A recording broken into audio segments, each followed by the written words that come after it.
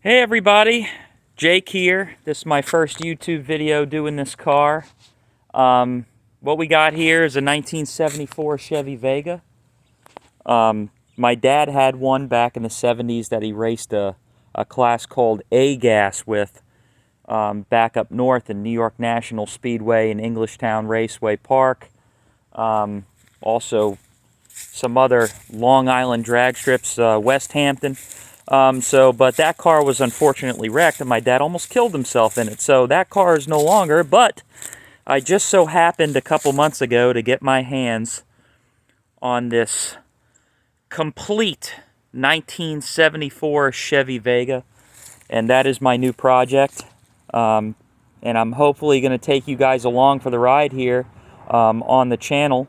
So far, I've actually sanded the whole car down with 80 grit because I still got to hit a lot of this stuff up here. I'm going to put the car in primer, but the reason why I did that was because the car was originally orange. You can tell where the spoiler was right here.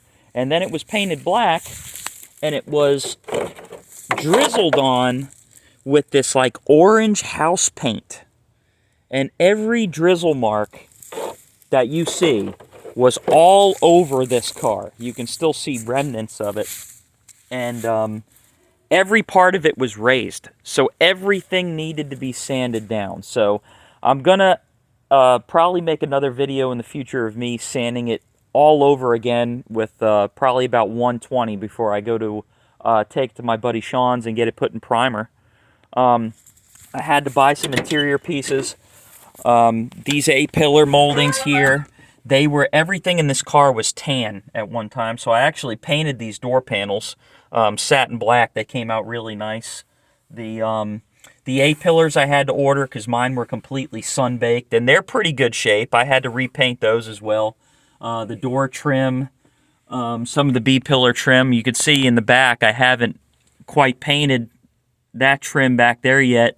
And I don't even know if it's worth painting because it's in such bad shape. The headliner's actually in pretty decent shape. The back seat, black vinyl, out of a '79 Pontiac Sunbird. Actually, that was the best and closest thing I could find, and it'll do the job until I get the right back seat and can pay $500, $600, $700 for upholstery work. But right now, where I'm at with this car, as I prop the hood up here, we don't really have these modern amenities that we have now with some of this old stuff. We have the inline 4-cylinder engine, complete, absolutely original. I call it the upside down engine because it's actually a aluminum block with a steel head. That was something that GM did to cut costs. They actually wanted to make an all-aluminum engine, but they said it was going to cost too much money for an economy car, so they went with a steel head, which led to a lot of issues because the steel head would expand at a different rate than the block would, and it would ruin head gaskets. Well, anyway, we haven't had that issue yet. I constantly check the oil. Also, what I've got going on right now is when I bought the car, the fuel system was completely disconnected. So I was told that the in-tank pump, the electric pump, all these cars came with electric in-tank pumps. The pump was in the car, and when I dropped the tank and pulled the sending unit out, the pump was not there. The pump had been removed. The two plugs at the top of the sending unit were gone, so there were just two open holes there. And the gas tank had like this old solidified fuel, actually came out looking like asphalt. It was nasty. So I got all that stuff cleaned out, pressure washed the inside of the tank. I'm going to get to that here in a second. I actually thought about doing a tank seal, but I don't know if I got it as clean as I wanted to. So I don't know if I'm going to go that route. Right now, I've just got some steel stick, some JV Weld steel stick that is supposed to work wonders. And I should have done this before I started the video, but I'm unlocking my small building here that's got my fuel tank. And I actually found that it's got quite a few pinholes in it. And so that's what I got that steel stick for. And you can see I've got all the holes here circled, and I'm going to have to take this, where did I put it? There it is, that steel stick right there, and plug those up, and then I'm going to go over the whole thing with a wire wheel before I plug it and degrease it. Make sure it's a really clean surface so that stuff sticks really well. That's the key to that working. The car actually didn't even come with a gas cap. I actually found on eBay a store, online eBay store that actually buys out old parts stores and had new old stock parts. And that gas cap for a 74 Vega, you would not believe how hard that is to find. You would think it would have been generic on 70s vehicles, but they don't want it to be, apparently.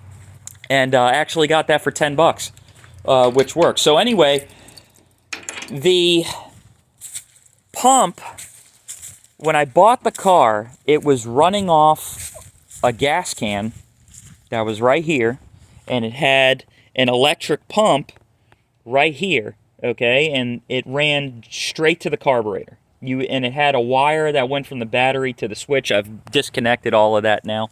And you had to flip that switch to turn the pump on so it would prime, and then you could start the car and run it. But you can only run it off like a 1-gallon fuel can.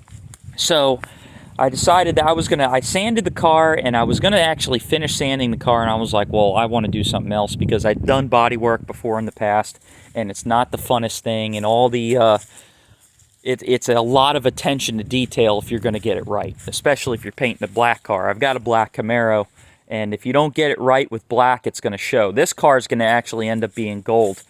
But anyway, there is a plug right here that goes on top of the sending unit. These are the 2 new plugs I had to have shipped from California, okay? And there's my electric fuel pump that's grounded to the frame, okay? And the Vega, despite it being a economy car, has what they call a oil pressure switch, which is down there. I don't think you can see it. It's right down there on the side of the block next to the oil filter. Okay? And there's this plug right here that I've got taped up. All right? That plugs into that oil pressure switch. Well, what the oil pressure switch does is if the engine were to lose oil pressure, it automatically shuts off the fuel pump to keep from ruining the engine. Okay? So I cleaned it all off. It seemed like it was leaking oil through the switch, which is actually common with those switches. And so I figured since I'm running a oil pressure gauge, I really don't need that because all I got to do, I mean, any car guy knows it's common sense. I mean, that's why you got an oil pressure gauge for in your face. So if you drop oil pressure, you can see it, right? So what I did was I bypassed this. Okay, some guys will tell you this is a horrible thing to do. Some say, screw it, if you got an oil pressure gauge, don't worry about it. I'm going with the oil pressure gauge. Also, this car is not going to have a 4-cylinder forever. It's going to have probably a 350 swap or a 327, something like that. I actually really wanted to put a 302 Chevy motor in it, which is a 283 block with a 327 crank. Came out in 69 Camaros. They were badass little motors. I'd like to put one of those in here if I could build one. So that's for the future. But anyway, now I've got that all figured out. So now when I turn the key, the fuel pump turns on. So now all that I need to do is finish up my work with the fuel tank. I'll actually mock the fuel tank up to see where I can actually mount that fuel pump. It'll probably be on the inside of that fender. And I will run a glass reusable fuel filter. And sometimes you got to fiddle with that stuff to keep them from leaking, because sometimes if you don't seal them right, they are notorious for leaking, and you don't want that. So I will run one of those before the fuel pump, hook the fuel pump up, and then I will also have another throwaway plastic filter that runs on the line right before the carb. It's always good to have 2 fuel filters so you can catch everything. Also, my buddy Tyler came over, and I'm actually lacking an air compressor right now, and he had like a little 5-gallon air compressor and came over, and I had actually shot carb cleaner down into the fuel line here, okay, and let it sit for about 2 weeks, okay, and let it soak up and loosen up all that gunk or rust or whatever would be in that fuel line, okay. And when he was actually at the back of the car down here, and when I shot the air through that thing, this is what came out. And it has permanently stained. It was a shoe mat, and it has permanently stained this shoe mat with this rusty, varnishy. You could see that dark spot is actually where it came out and splattered all over everything. And he was standing a little too close, and it actually deflected onto like his shirt and stuff and probably ruined his shirt. But yeah, so that cleaned the fuel line out. So now I'm pretty confident that there's probably little particles of crap in there, but those two fuel filters should be able to catch everything. Like I said, that one back there will catch what comes straight out of the tank, and then this one here will catch anything that's left before it goes into the carburetor. And that one I can just take out and throw away. The other one I can take and replace or clean out. So that's where I'm at with this thing. And I'm happy to take you guys along with it. It's missing the grill right now because it's at my buddy's body shop. And it had a crack in it, so we had to fix that crack. And he's actually going to put it in epoxy primer while it's there. And then once that's done, I'll put it back on pretty easy to take off and put back on. The headlight buckets, interior trim, I actually have in the barn in there.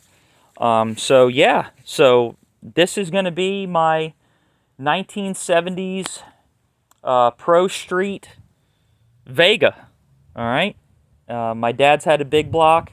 I'm going to have a small block in mine, obviously. I think a big block, it's not worth the hassle to me. So I'd rather just put a small block Chevy in it and be done with it. And we'll probably end up mini tubbing it and then running maybe about a 10-inch wide tire on the back. And then down the road, we'll see. We might have to go full Pro Street and make it look exactly like my father's was. And hopefully I can get some of those pictures of his car. This car's name is Priscilla, the same as his. So I'll be doing him an honor. He's no longer with us, so I'm sure if he was here, he would absolutely love doing this project with me. But here I am doing it myself in honor of him. So I hope you guys enjoy. Thanks for listening, and for all it's worth, maybe you learned something today. All right, see ya.